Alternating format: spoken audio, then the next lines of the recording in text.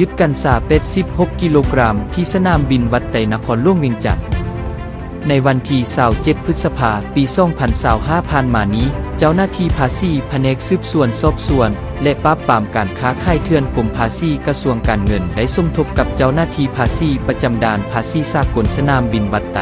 เจ้าหน้าที่ตำรวจกวดคนเข้าออกเมืองและภาคส่วนที่เกี่ยวข้องอยู่สนามบินวัดไตได้พร้อมกันกวดกากระเป๋าเดินทางจำนวน6หน่วยของนักท่องเที่ยวชาวมาเลเซียจำนวน3คนที่สงสัยว่ามีสารเสพติด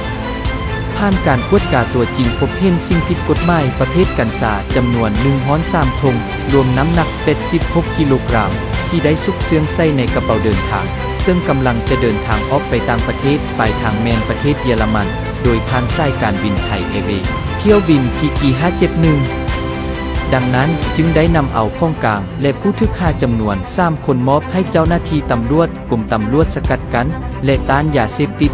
303กระทรวงป้องกันความสงบเพื่อไปดำเนินคดีตามขั้นตอนและตามขบวนการยุติธรรมขั้นต่อไปที่มาของข่าวกระทรวงการเงิน